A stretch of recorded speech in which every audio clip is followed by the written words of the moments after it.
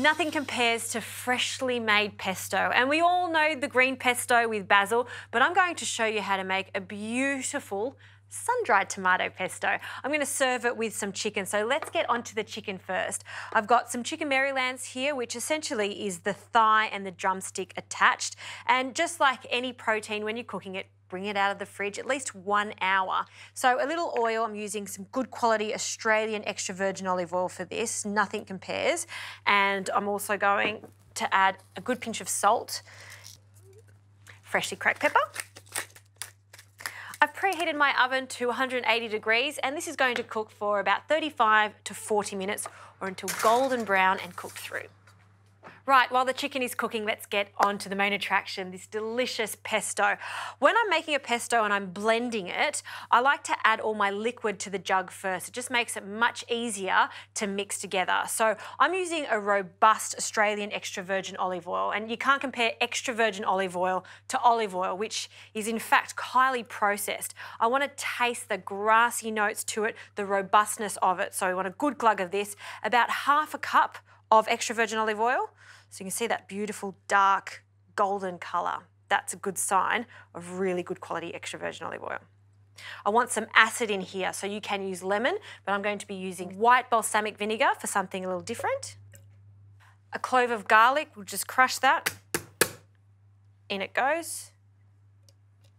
And I love the addition of some rosemary. So 1 sprig of rosemary, and we'll just take all the leaves off. For some heat, 1 long red chilli. I'm just going to add half of it, and just to help out my stick blender, I'm just going to roughly chop it. Okay.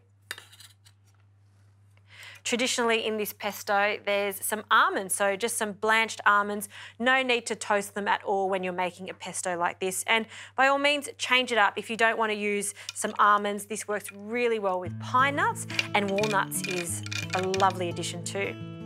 And finally, some sun-dried tomatoes, so in they go. A pinch of salt, and again, some pepper. Okay, stick blender in, and we're going to give this a good blend until it's nice and smooth.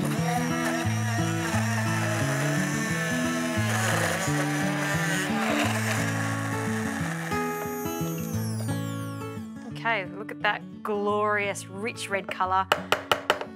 Take that out and have a taste of it just to make sure everything's balanced. It may need a little more oil, or it may need some more vinegar or salt. So good, so delicious. And the best thing about it is you can taste each individual ingredient, and that's why I like to make a homemade pesto just like this. So that's done. We'll wait for the chicken to finish cooking. We can plate up.